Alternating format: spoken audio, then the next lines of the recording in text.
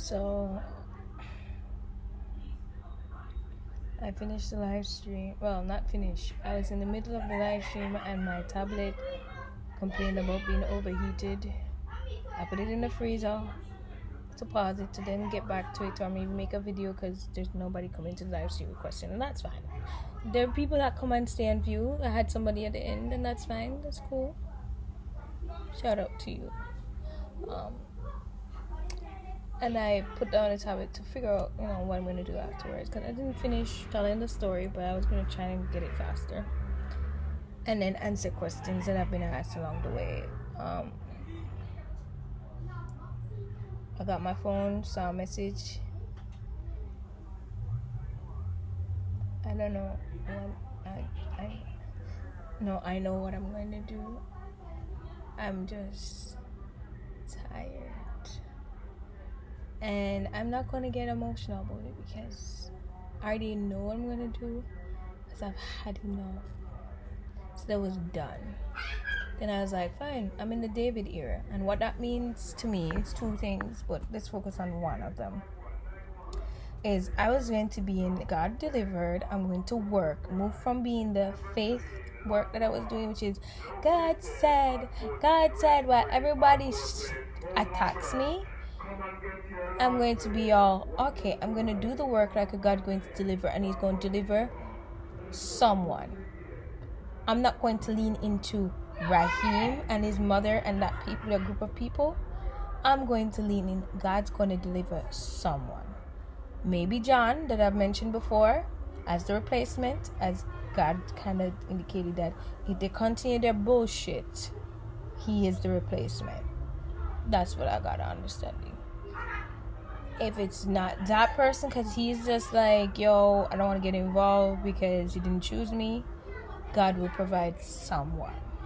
God will provide someone to replace the source. Initial source, God said, will be for the money. The initial source was Michael Todd from Transformation Church. So in this David era, God did not tell me to wait. God is going to replace and deliver. So this is what David era means. So I did the live stream. I had to pause because my tablet got hot. Put it in the freezer, took out my phone to go figure out what it is. Just to get some time to cool down and then figure out what I'm going to do afterwards. Saw a message that basically indicate that I need to find a place to go live. In case you don't know what's been happening, I am in Jamaica, from November 4th on this crazy journey where God said to wait on some promises. And I've been attacked by my parents. I have nowhere to go. I do not trust my own family members because they've all been either facilitating what my parents said only and do not trust that it's God by saying I am bipolar, I'm the Antichrist, and more. Tell me I must take pills. And if it's not that, they live in a dangerous area. So, for example, I have a family member who lives in Spanish Town, the heart of the gang violence. To me, walking in with my suitcase and all I have is heels and so on. Go check the video on that where it said, what's in my luggage? You'll see what's in my luggage. And the things I said that I was going to throw away, I literally threw it away the other day because I'm in the David era. So I'm wearing heels every day in backless clothes.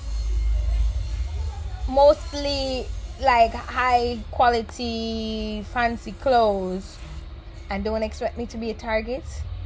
I can barely walk the road without people saying, yo, you look nice, and feel someone to acknowledge thank you. They must continue a conversation with them. I must continue. So imagine those who don't have self-control and think they must take what is not theirs. And I'm living in these areas. There's another in Portmore where I hide. I hear Portmore and Spanish Town is high rape central. And I don't date around. And plus, I don't know what to do with the dating situation because I'm doing this David era thing. But God will provide. So I'm waiting on God to provide because I'm just like, all right, God, I like the overall plan. Don't like this shit. You're fine. You're saying you're good, that if these people choose to continue their bullshit, you will replace them. Fine. I'll trust you for that. So I have nowhere to go. I have nowhere. Where I was renting before is crap, and I'm never going back there. I'm talking about the drama, the foolishness. These people don't even... All they do is focus on drama. One or two people, that's the people I respect and still talk to, don't get caught up in it. And I mean, they spend all day talking about other people's business, not even focus on their own. And where am I going in Canada? I have nowhere else to go. If I was to jump on a plane because somebody provides some funds, I have nowhere to go in Canada. And if I just randomly go by somebody, are they going to facilitate this whole I'm not doing anything, whatever, as well as all the debts? I have tens of thousands of dollars in debt. $10,000 or $11,000 from student loan. Another $7,000, $8,000, $9,000 from I don't know which number exact now because the interest rate, from a loan I took for acting program in Florida. My loan from the school that I had to add to my student loan because that student loan wasn't enough, so that's about $3,000. A credit card at $500. Another credit card debt, but that's about $200. Then I got scammed $3,000 I never had, and the bank made me sign over the responsibility, so I owe the bank $3,000.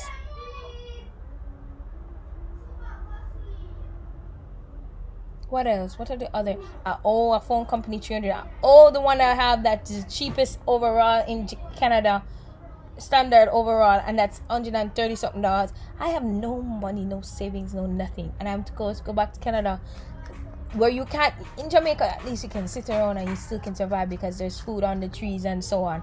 Canada, there's winter, and they don't have food like that.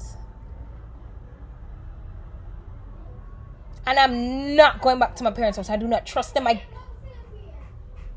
do not trust them. So, as much as I might say I miss Canada, I do not want to go back unless I have a place of my own. And God promised that I will be delivered money and so on, where I have plans of what I will be purchasing. And that's a house there, or apartment, whatever it is, or both.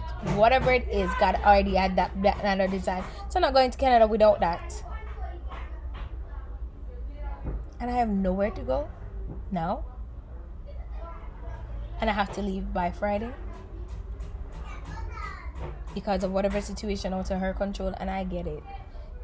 The problem is not my friend or where I'm living. The problem that I have is this fucked up journey that I've had enough. And as much as I'm in the David era, there was always this contingency.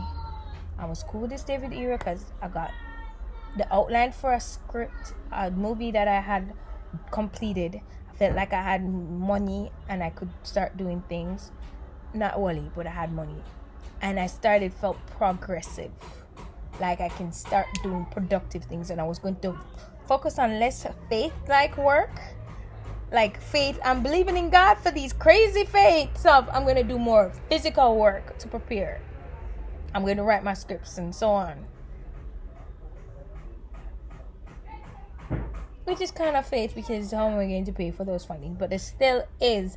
I'm going to do this shit where I'm going to sit around waiting for God declared husband to talk to me, put myself in. Nah, you don't want to talk to me. You're going to come with no bullshit. I'm going to come to your face and start some shit. You don't want to be confrontational? Watch me. Or stay out of my way. That's how I was going to do. But this shit, no. And there was always a contingency. This shit continues where I don't know where I'm going to live, where I'm going to be in more problem. I am going to leave. I'm going to disappear. The disappear plan is not gone.